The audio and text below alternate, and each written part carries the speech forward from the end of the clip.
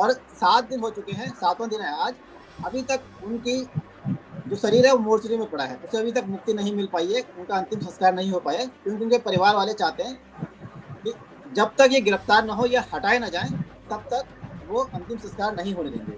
और सरकार की तरफ से लगातार कोशिशें चल रही हैं, लेकिन इस बीच सबसे बड़ा जो फैक्टर है वो जातीय संघर्ष का भी आ चुका है, क्योंकि यहाँ पर एक संघर्ष मोर्चा बना है, शहीद पूरन कुमार संघर्ष मोर्चा, जो इस मामले को आगे बढ़ा रहा है, जिसमें वाल्मीकि समाज के काफी लोग हैं। और दूसरी तरफ कुछ खाप पंचायतें भी यहाँ पर शामिल हो गई हैं, वो चाहते हैं कि मामले की निष्पक्ष जांच हो और किसी को बलि का बकरा न बनाया जाए। इन दोनों के बीच आखिर टकराव क्यों हुआ है और ऐसी कौन सी परिस्थिति आ गई है कि दोनों के बीच झूल रहे हैं आईपीएस पूरन कुमार का जो शव है। मुकेश जी, पहले तो आपसे आना चाहूंगा, आपका पहले बहुत बहुत स्वागत है। ये धन्यवाद आप अनिल जी।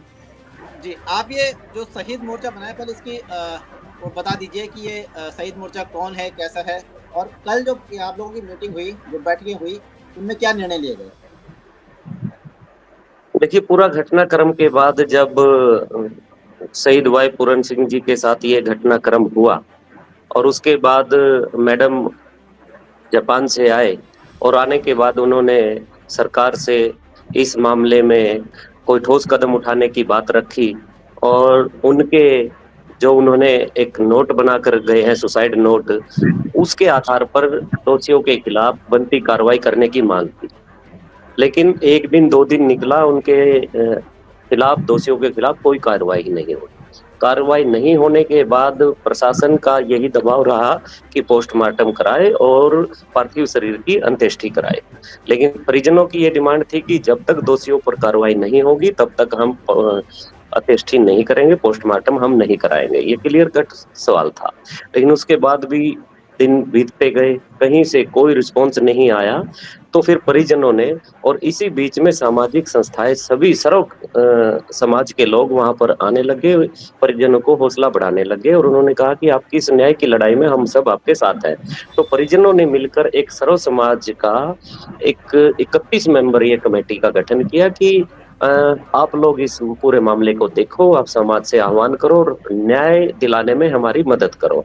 तो ये निस्वार्थ भाव से सर्व समाज, आपने कहा कि इसमें ज्यादातर वाल्मीकि समाज के लोग हैं, ज्यादातर नहीं, इसमें प्रत्येक समाज के लोग जुड़े हुए हैं और ये सर्व जातीय एक न्याय संघर्ष मोर्चा बना। जी, ये जी। आप लोग इसके बाद जब जब हमने हमने पूरी तरीके से, सरकार के प्रतिनिधि भी आए और लोग भी आए और एक ही हमारी मांग थी। इसी बीच में क्या घटनाक्रम हुआ कि परिवार की बगैर सहमति के पार्थिव शरीर को मोर्चरी से उठाकर पोस्टमार्टम के लिए ले गए और वहां पर परिवार को सूचना दी जाती है कि पोस्टमार्टम के लिए डॉक्टर्स का पैनल तैयार है, सब तैयारी हो चुकी है, आप आइए, साइन कीजिए और पोस्टमार्टम करवाइए। लेकिन परिवार ने कहा कि जब तक दोषियों पर कार्रवाई नहीं होगी तब तक हम पोस्टमार्टम नहीं कराएंगे। डे वन से हम एक ही बात बोल रहे हैं। उसके बाद जब हमने देखा कि प्रशासन और सरकार को सिर्फ एक ही बात की जल्दी है कि किसी तरीके से पोस्टमार्टम हो और इनकी अंत्येष्टि हो, इनका संस्कार हो और मामला दब जाए, और इसके लिए हमने सर्व समाज के लिए एक महापंचायत का आह्वान किया और कल हजारों की संख्या में चंडीगढ़ में हजारों की संख्या में महापंचायत में लोग पहुंचे और उस महापंचायत में हमने चंडीगढ़ प्रशासन को 48 घंटे का अल्टीमेटम दिया कि 48 घंटे के अंदर अगर आप कोई ठोस कदम नहीं उठाते हो, आप दोषियों के खिलाफ कार्रवाई नहीं करते हो, आप डीजीपी को, एसएसपी को पद मुक्त नहीं करते हो, तब तक हम पोस्टमार्टम नहीं कराएंगे और एक बड़े आंदोलन इस शहर में हम करने के लिए तैयार हैं। ये थोड़ा सा मुझे जो आप बोल रहे हैं ठोस कार्रवाई का मतलब समझा दीजिए कि किस तरह का, और ये ठोस कार्रवाई का मतलब ये है कि फिलहाल हमारी यही डिमांड है कि डीजीपी और एसएसपी रोहतक, उनको पद मुक्त किया जाए और उनको गिरफ्तार किया जाए। एसपी तो ट्रांसफर कर दिया एसपी का, इससे आप संतुष्ट नहीं है? ट्रांसफर हल नहीं है ना सर, ट्रांसफर हल नहीं है। जी, डीजीपी को गिरफ्तार करे, एसएसपी को गिरफ्तार करे, क्योंकि इन्हीं लोगों से प्रताड़ित होकर एक इतना बड़ा अधिकारी यह कदम उठाने पर मजबूर हुआ है।